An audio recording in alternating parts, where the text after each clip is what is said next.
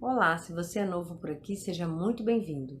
Eu sou Amanda Oliveira, esse aqui é o Brincadeira e Coisa Séria. Hoje eu vou falar de um tema super importante, que é a estimulação precoce.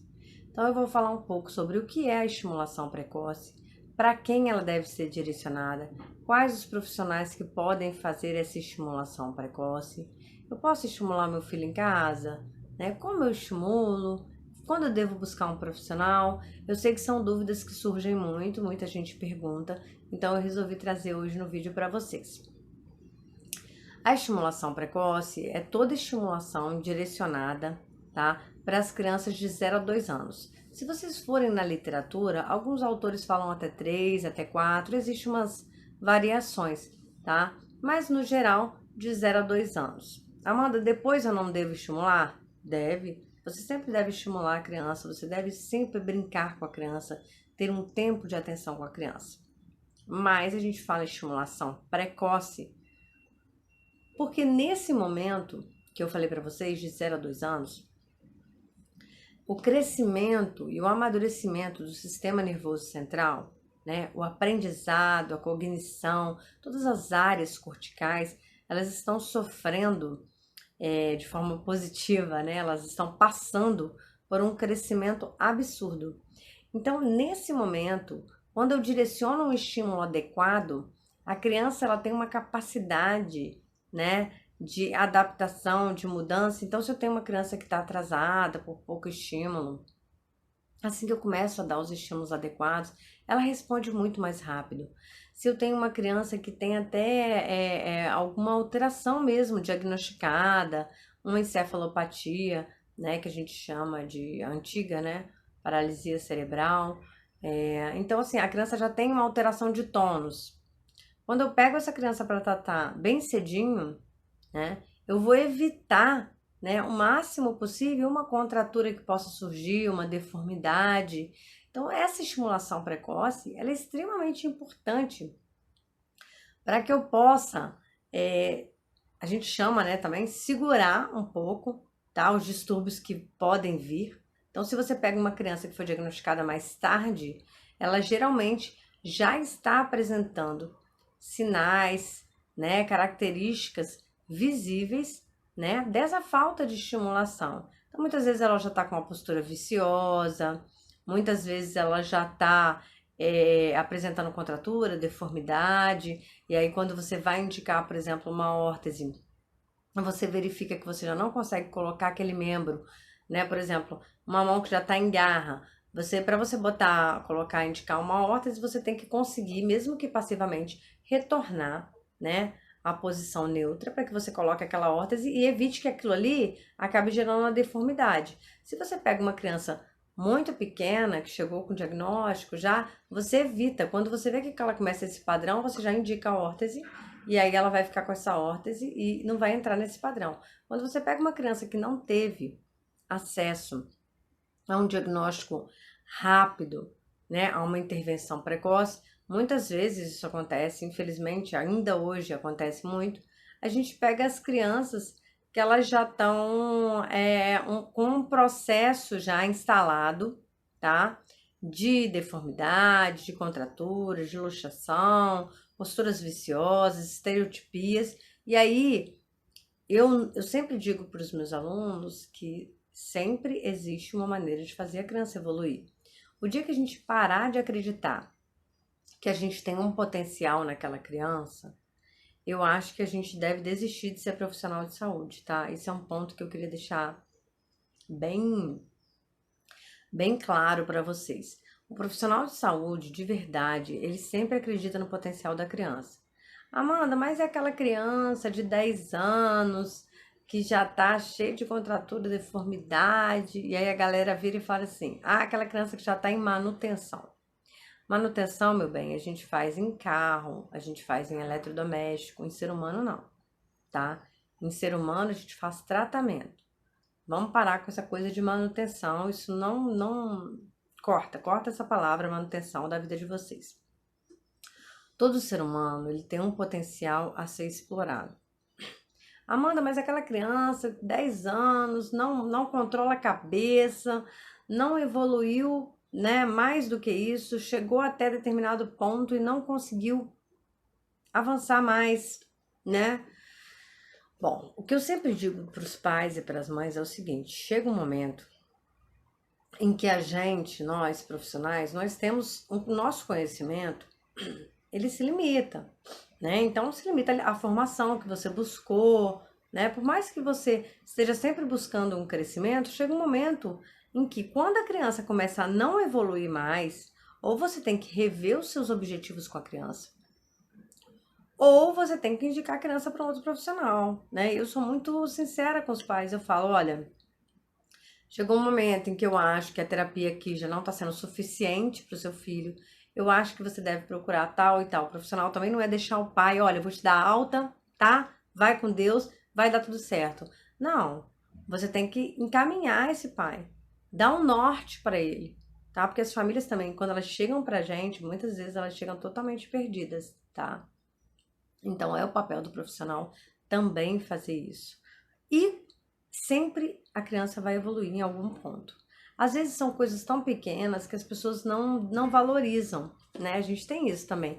Querer esperar grandes coisas de uma criança que é extremamente acometida. Claro que ela pode dar isso para mim. Se der, é ótimo.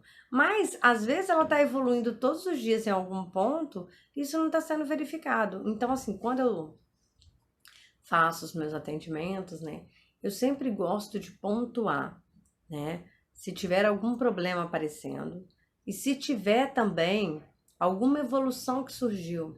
Hoje, por exemplo, eu fiz um atendimento e eu mostrei, né, para os pais, assim, que a criança, ela, quando ela estava fazendo o prono, que é a barriguinha para baixo, ela estava encostando todo o tronco, então ela não conseguia fazer uma extensão, né, de tronco para fazer o apoio adequado, enfim, o PUP, e ela evoluiu, ela já estava elevando já. Então, o tronco superior, ela já não estava fazendo mais o apoio com ele, o apoio dela estava mais maduro. Só que são coisas tão pequenas que às vezes as pessoas não valorizam. Então, isso eu queria destacar para vocês.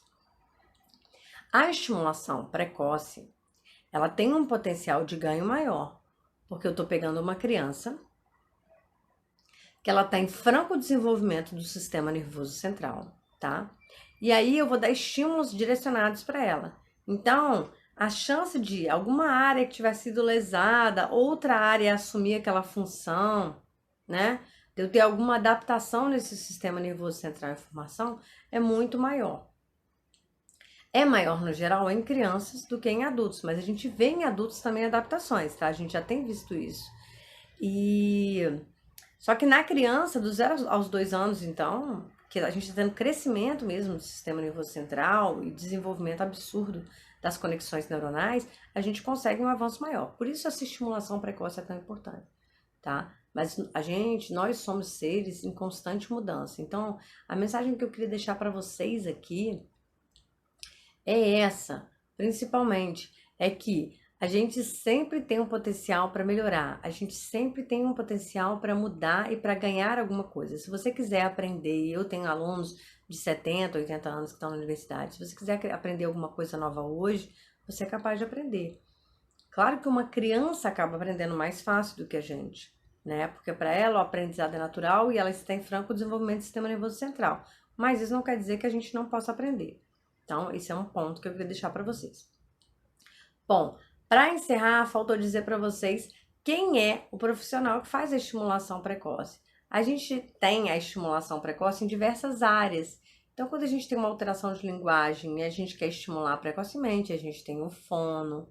Quando a gente tem alguma estimulação, alguma alteração, né, motora, a gente geralmente tem o físio, né? Alteração respiratória também a gente tem um físio que trabalha com isso, né? Que vai fazer essa estimulação. Então, por exemplo, prematuros, que geralmente têm um pulmão muito imaturo, eles devem fazer a fisioterapia respiratória, não porque eles ficaram com alguma sequela, mas para evitar que quando eles fiquem nos primeiros 2 anos, eles comecem a ter um monte de comorbidade. Então, a gente tem que ter esse olhar preventivo também. Esse olhar preventivo falta, tá? Na saúde.